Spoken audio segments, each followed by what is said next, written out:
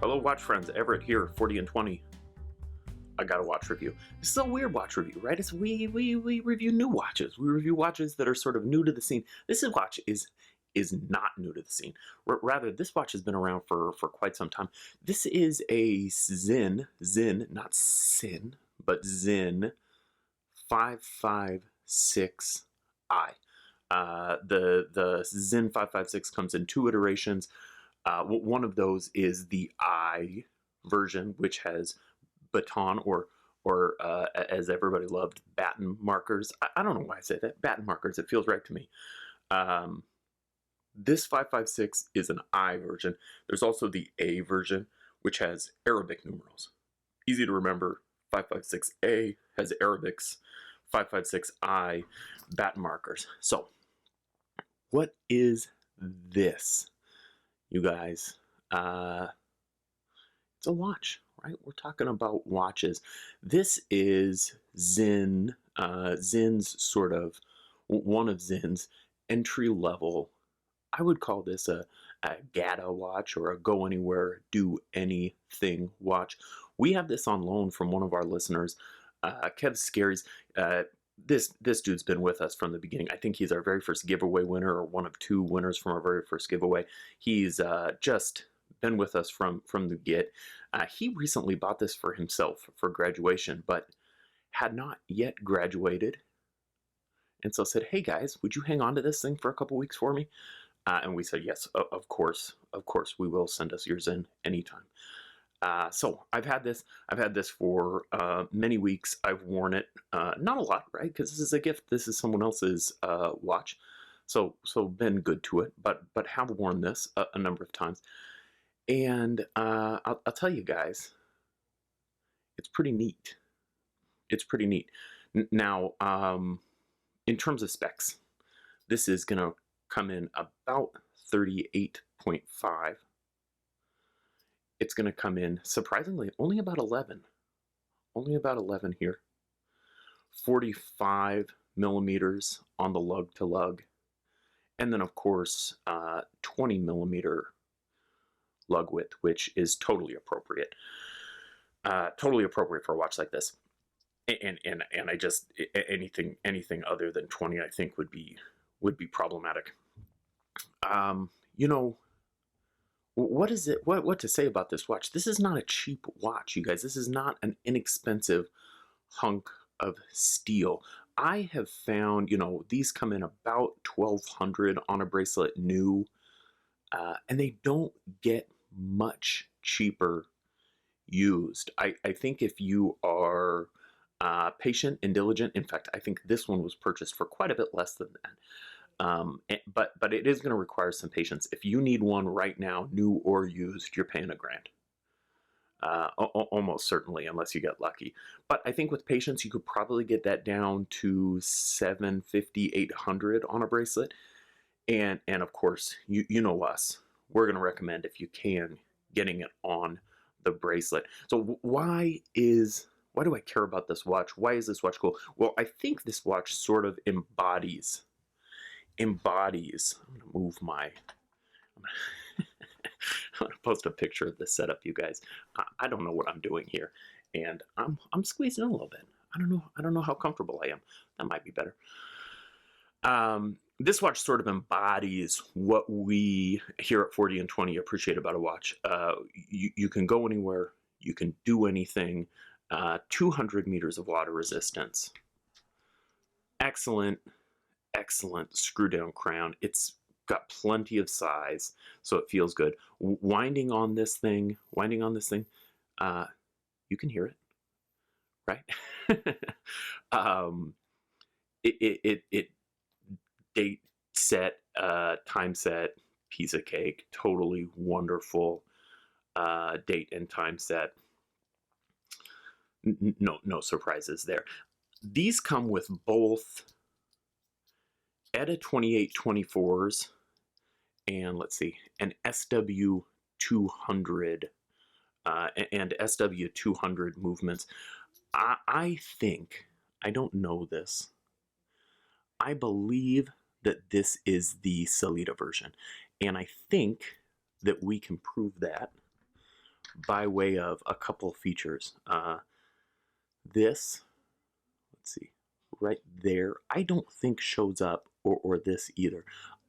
This, or perhaps this. I don't think those things show up in the ETA versions.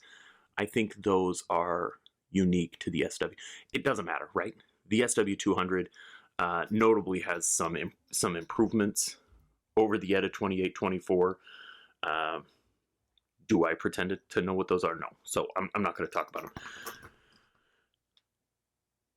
So money, right? Money in today's world, in today's watch market, when you can get a Halios for $750, you can get any number of Lauriers for $400.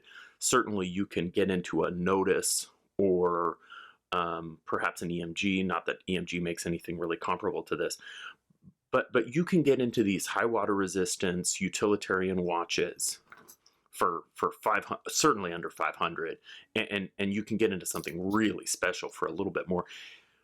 In today's market, why do we do this? Well, I don't know. I mean, the answer is I don't know, frankly. If you want to get the best bang for your buck, I don't think this is it. I don't think this is it.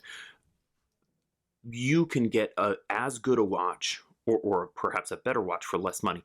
There's something you've got to want this watch, perhaps, or a German watch, or maybe a European luxury watch, if you're going to buy this, because you do not necessarily get a ton of bang for your buck over some of those other options we've discussed, and countless others. We've got a picture today of a glycine picked up from Ashford for $250, and it looks every bit the watch this does. So with that said, you get something a little special here. So just run through kind of what it is that makes this watch really fairly special. That dial, super glossy, wonderful, deep, depth of the ocean black dial. And these markers, legibility, you guys.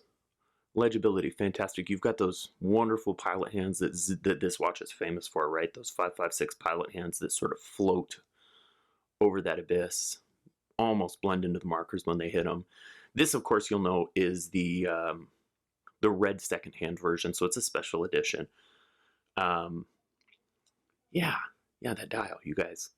The dial on this is something fairly special. I think the 556A dials are perhaps a little bit more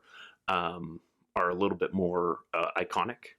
I prefer these baton hands. Case, right? Everything's brushed. Sinn, a company that's known for being really sort of out there, crazy, innovative, doing insane things, have not done anything insane here. This is as simple and utilitarian as it gets. No brushing, or excuse me, no polish. Not a speck of polish on this case. With that said, it is totally wonderful. There will be hopefully a bunch of macros splashed up. You can see, in spite of being brushed, this thing does pick up fingerprints. So, but I'll have some macros splashed up here as I'm running through it. The bracelet, you guys, okay. Sinn is known for their bracelets. Love them or hate them. Some people hate them.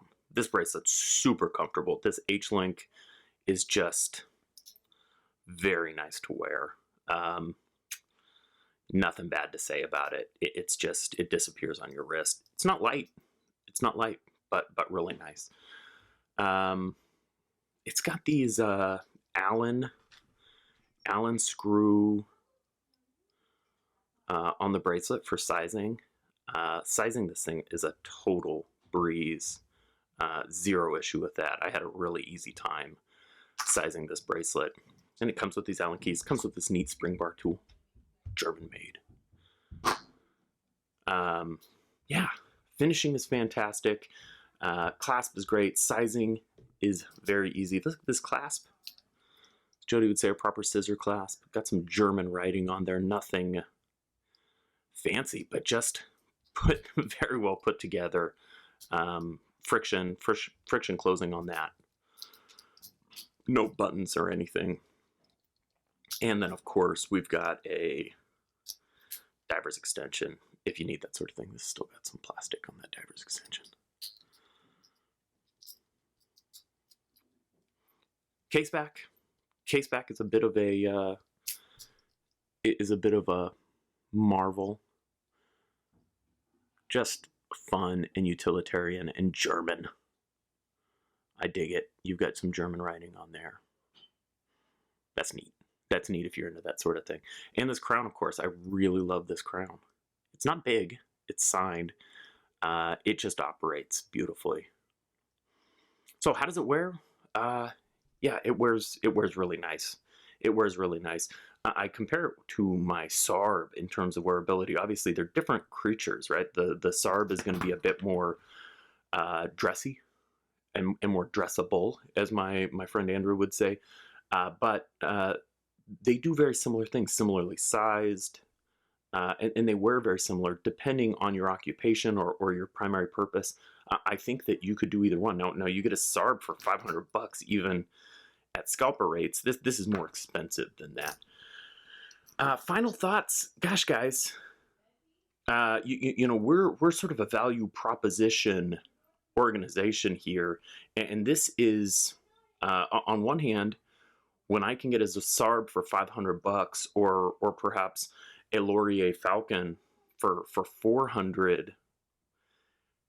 I don't consider this necessarily a value proposition, but compare it to perhaps a Omega Railmaster or even an Explorer or any number of Swiss watches that you can get for, thousands of dollars. At $1,000, this all of a sudden becomes a value proposition. So as with all things, it's relative. Would I personally buy? Yes, I would. In fact, nothing incoming yet, but I am looking.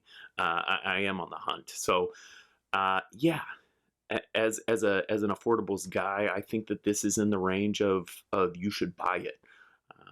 Yeah, and that's it. That's my final thoughts. What are your thoughts? Please remember to like this video. If you haven't done it yet, like the video. It does something. The likes on our videos actually do something. If you haven't followed, please do that too.